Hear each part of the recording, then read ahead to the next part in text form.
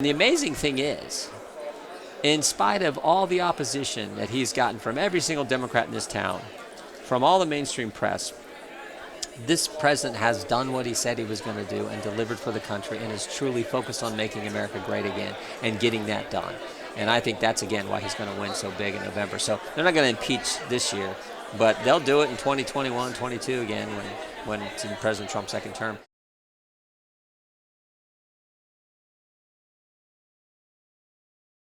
We are joined today on the Daily Signal podcast by Congressman Jim Jordan of Ohio. Congressman Jordan, thank you so much for stopping by. Good to be with you. Thanks for being here. Well, impeachment's over, but you were one of the leading... Good Lord for that, huh? It is finally over. It was quite the couple months that you had.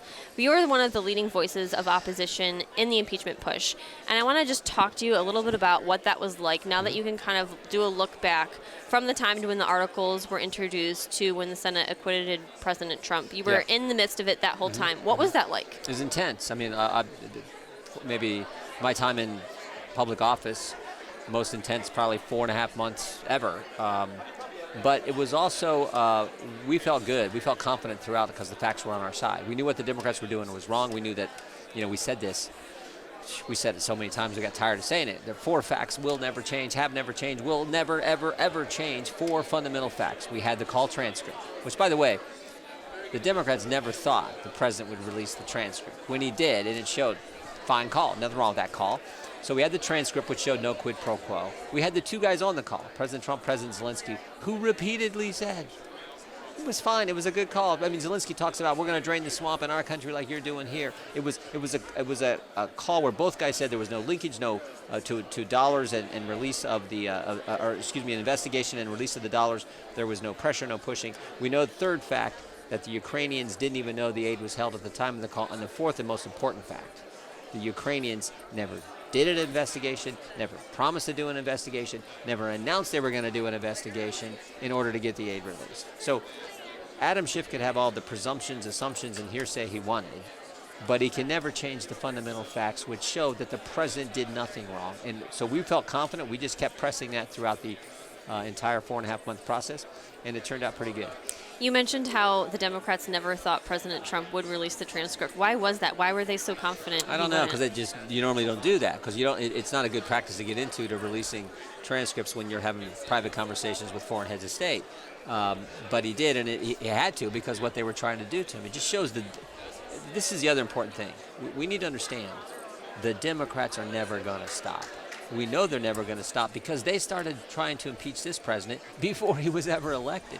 Impeachment didn't start in July of 2019. It started in July of 2016 when they opened the Trump-Russia investigation, spied on 4 American citizens associated with the presidential campaign, went to a secret court to further spy on the Trump campaign. When they went to the secret court and used the dossier to get the warrant on Carter Page and to spy on the Trump campaign, they didn't tell the court that the guy who wrote that document, the dossier, was desperate to stop Trump. They didn't tell the court that the guy who wrote the document, Christopher Steele, was getting paid by the Clinton campaign. Those are pretty important facts. They lied to that FISA court 17 times. So they're never going to stop attacking this president. We just need to understand that. We understood it throughout this impeachment process. We talked about the facts, and it was a great result. The president is going to, I think, win big this November just to show them. Talking about procedure for a second, did Democrats follow proper procedure? No, the process. I remember giving this speech in one of the hearings.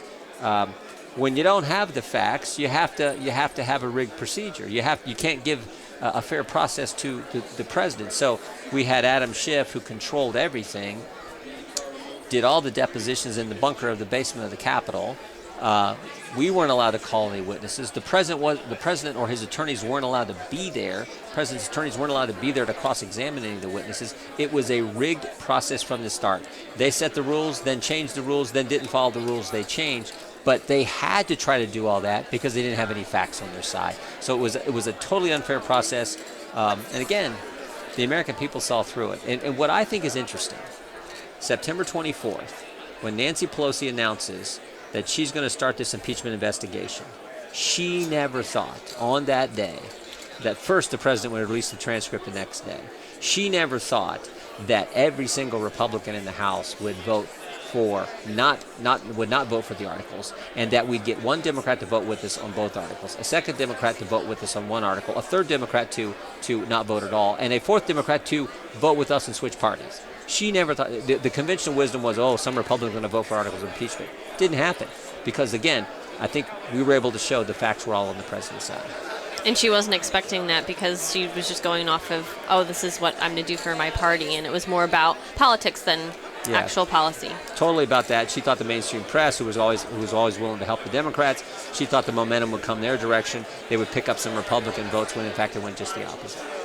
Well, looking at everything that happened, what a crazy couple months it was for you. If you were to look back, what was the most frustrating thing about the process, about the whole impeachment procedure for you in person when you look back? What was most frustrating about all of that? What I find just astonishing is the individual who started it all never had to testify, the whistleblower.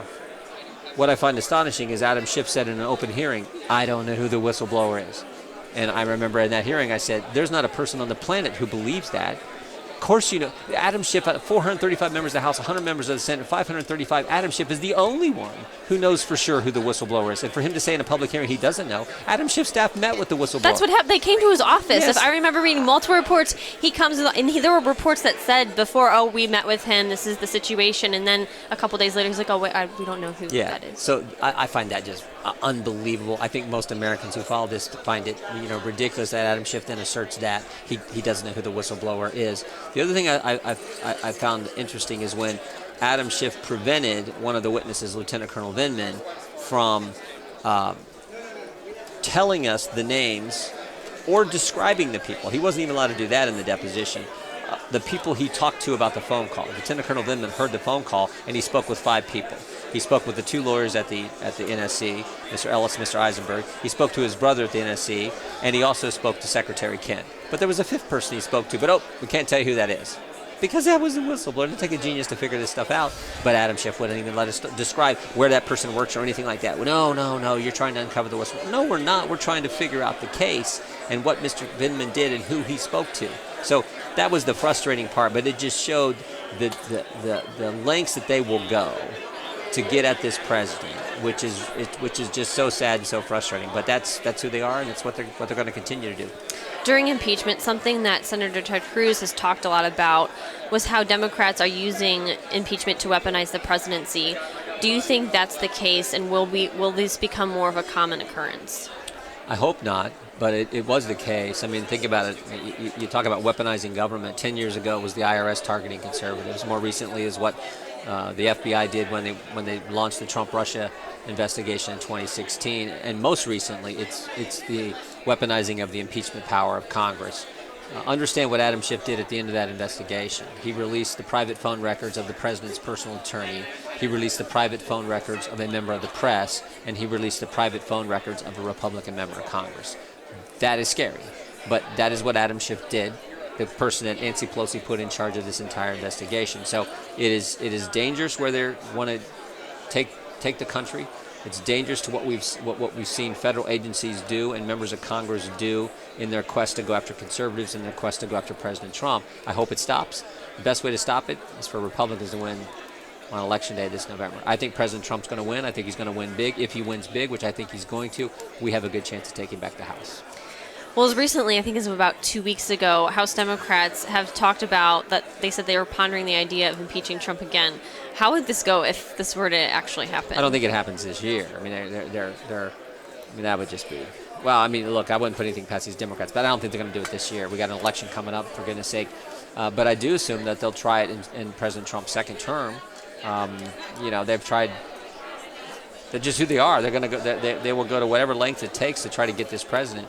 And the amazing thing is, in spite of all the opposition that he's gotten from every single Democrat in this town, from all the mainstream press, this president has done what he said he was going to do and delivered for the country and is truly focused on making America great again and getting that done.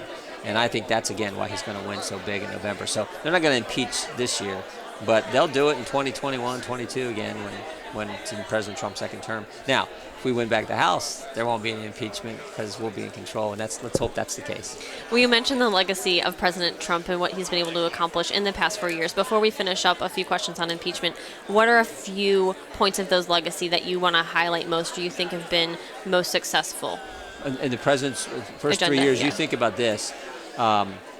Taxes cut, regulations reduced, economy growing at an unbelievable rate, lowest unemployment in 50 years, wages up, Gorsuch and Kavanaugh on the court, out of the Iran deal, embassy in Jerusalem, hostages home from North Korea, new NAFTA agreement, and the first president to appear in person at the March for Life and speak about the sanctity of human life. That is amazing. I mean, with everyone against him in this town, all the press, all the Democrats against him, he did all that. And the one that really stands out to me is the embassy in Jerusalem, because for as long as I can remember, every presidential candidate, Republican and Democrat Party, when they run for office, they say, you elect me, I'm going to put the embassy in Jerusalem. And they get elected, and then they come up with a million reasons why they can't do what they said they were going to do, and a bunch of excuses why they can't do what the people elected them to do. This president, he got all that same pushback from the State Department and all the interagency consensus and all the people think they're so in the swamp who think they're so brilliant. And this president said, I said I was going to do it, I'm going to do it. And he did it. We were just in Israel last week with Ambassador Friedman, who's doing a great job, and saw the embassy there, right in Jerusalem. And it's great. And it's like that sent a message when this president did that, which so many presidents had candidates had campaigned on and then failed to deliver on. When he did it, it just sent a message to the whole world. This guy means business. And that's what I so appreciate about the president. Thank you for sharing that. That is really powerful. Going back real quickly to impeachment, what were your constituents back in Ohio saying during those couple months? What were they? They thought it was crazy. They literally did. I mean, they're like, what is going on? What is Adam Schiff and Nancy Pelosi and these people thinking? We are 10 months before an election, as we got going here. Let the American people decide. We elected this guy. Plus, in our district, they understand the things I just talked about, what this president's done. They understand all that. So it was, they were like, this is crazy. And it was. I mean, like I said, the factual on the president's side, we spent 4.5 months where we could have, the old principle in economics is opportunity cost. When you're focused on one thing, there's an opportunity cost, there's an opportunity lost that you could have been doing something else. And we could have been working on healthcare. We could have been working on further securing the border and building the border wall. We could have been working on additional tax reform that would give more money to families. Lots of things we could have been working on. But instead, we were focused on impeachment. So that's what our constituents are. So on that point, now that these hearings are over, Trump is acquitted, what should Congress be working on now that they're not tied up in all that? Right now, it's a related issue. It's this FISA reform to the FISA laws and the FISA reauthorization bill. So look, when I said at the start of our talk here that they're never going to stop and that impeachment really started in 2016, understand they could still do the same thing to the president in 2020. And the reason we know that is because of what we saw 2 weeks ago. 2 weeks ago, the intelligence community comes to Capitol Hill to brief members of Congress, and they hadn't told the president what they were going to tell members of the Congress. And it turns out stuff they told Adam Schiff, he went out and leaked to the press, but it also turns out the information they gave to people on Capitol Hill wasn't accurate. It was misrepresented. So they're already starting to try to do to the president in 2020 what they did to him in 2016. That, more than anything, shows us why we need to reform the FISA laws and the Patriot Act. The other thing is, Emmett Flood wrote this about a year ago when he was at the White House counsel's office, right when the Mueller report was coming out. Emmett Flood said, we would all do well to remember what they can do to a president. Imagine what they can do to you and I. If they can do this to a president, think about what they can do to us regular citizens. That's the scary part. So this is why we have to reform this and put in place additional safeguards, enhanced penalties. If someone goes and misrepresents to the FISA court 17 different times information, there's got to be real consequences when people do that. So those are the kind of things we're focused on right now. Well, Congressman Jordan, thank you so much for joining us on the Daily Signal podcast. Thank you.